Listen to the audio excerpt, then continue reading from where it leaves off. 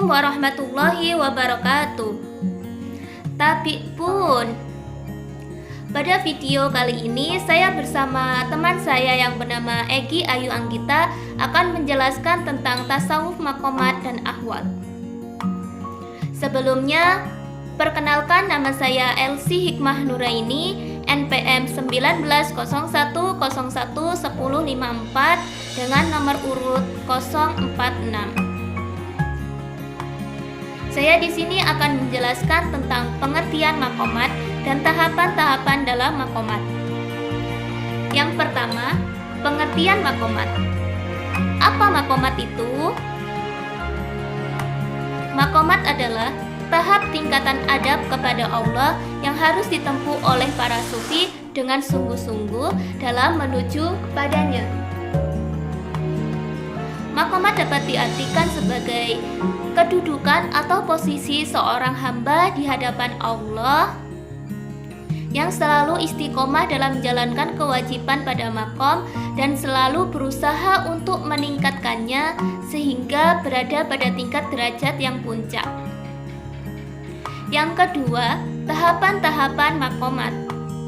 Tahap makomat ini para sufi berbeda pendapat. Namun, yang mereka sepakati ada 7 tahap makomat. Tahap yang pertama yaitu taubat.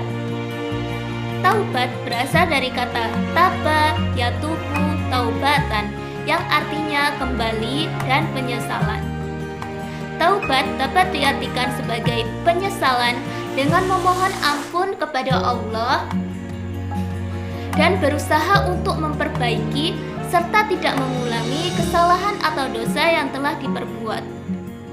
Tahap yang kedua yaitu waro'. Waro' dalam bahasa artinya soleh, yang berarti menjauhkan diri dari perbuatan dosa, yang memiliki arti menjauhkan dari perbuatan yang tidak baik. Waro' dapat diartikan sebagai menjauhkan dari perkara yang meragukan dan diharamkan. Tahap yang ketiga yaitu zuhud.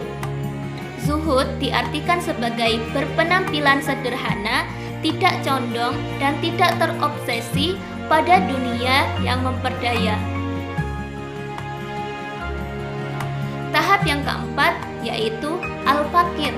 Secara harfiah, fakir artinya orang yang memiliki hajat, butuh atau orang miskin. Fakir dapat diartikan sebagai orang yang berharap kepada Allah namun tidak memaksakan apa yang ia minta. Kalau diberi, ia menerima dan tidak menolaknya. Apabila ia meminta rezeki, maka digunakan untuk menjalankan kewajiban, bukan karena untuk memenuhi kebutuhan pribadi semata. Tahap yang kelima yaitu sabar. Sabar diartikan dengan menahan diri, baik dalam memikul musibah atau cobaan, atau menahan diri dari perbuatan yang tidak disenangi atau kehilangan sesuatu yang berharga. Sabar ini terbagi menjadi 3, yaitu sabar dalam menghadapi musibah, sabar dalam ketaatan, dan sabar dalam kemudorotan. Tahap yang keenam yaitu tawakal.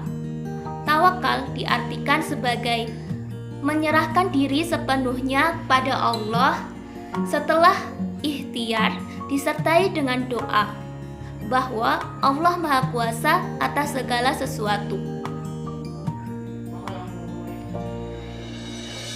Tahap yang ketujuh yaitu ridho. Ridho artinya menerima apa yang telah diberi Allah dengan ikhlas dan tidak suudzon terhadap qada dan qadar atau takdir baik dan takdir buruk yang telah ditetapkan oleh Allah. Demikian penjelasan tentang pengertian makomat dan tahapan-tahapan makomat dari saya. Untuk selanjutnya yaitu tasawuf ahwal dan capaian-capaian pada ahwal akan dijelaskan oleh teman saya yang bernama Egi Ayu Anggita. Padanya dipersilahkan. Assalamualaikum warahmatullahi wabarakatuh. Nama saya Egi Ayu Anggita, NPM 19 01 01 0017, kelas B, jurusan Pendidikan Agama Islam semester 3. Baik, di sini saya akan menjelaskan materi ahwal dan capaian-capaian ahwal beserta pengertiannya.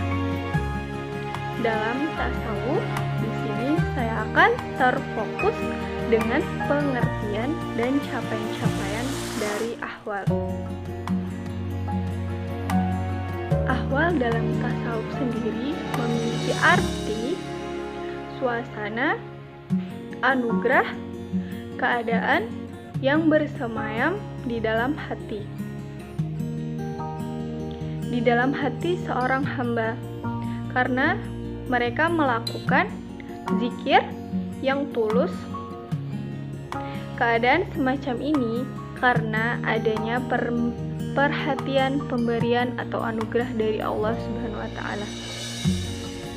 Ketenangan jiwa di sini diperoleh karena kesungguhan, ketaatan, kehusyuan, kerendahan, serta kerelaan dalam beribadah secara terus-menerus dan tiada henti dan tiada berkurang, guna menapaki tasawuf yang sebenarnya untuk mendapatkan kedudukan Allah Subhanahu wa taala, kedudukan di hadapan Allah Subhanahu wa taala.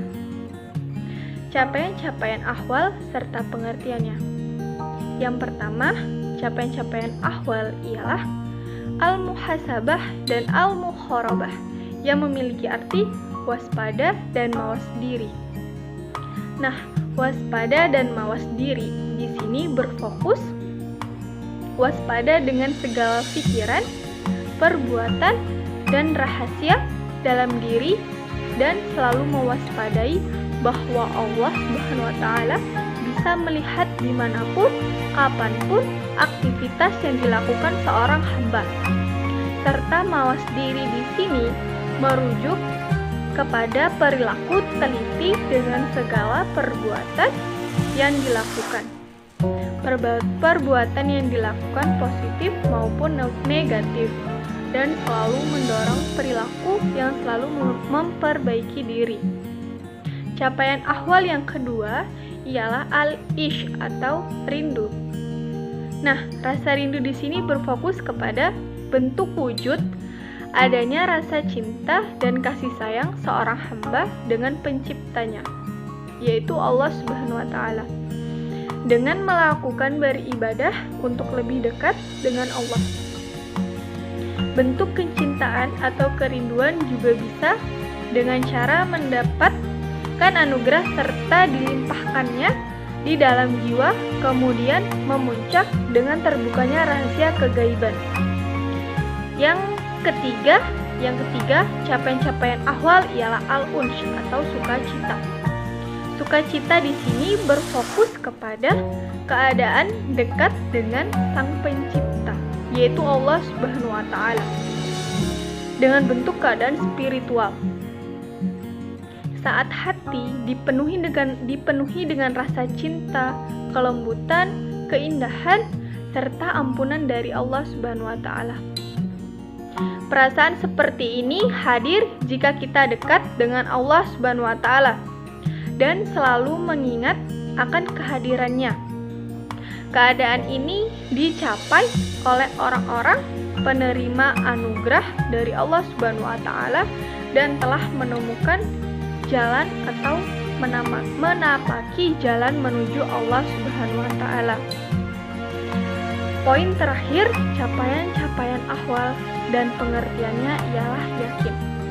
Yakin di sini merujuk kepada menerima, melakukan, dan menerima iman di dalam hati, meneguhkan iman di dalam hati yang dilakukan oleh seorang sufi atau salik. mereka yakin di dalam proses ahwal tersebut, karena mereka melakukan ahwal tersebut tidak semerta-merta hanya ingin melakukannya untuk di dunia, melainkan mereka melakukannya untuk mendapatkan dunia maupun di akhirat kelak. Baik, mungkin itu saja materi yang dapat saya sampaikan. Kurang lebihnya saya mohon maaf, kepada Allah saya mohon ampun. Saya akhiri. Wassalamualaikum warahmatullahi wabarakatuh.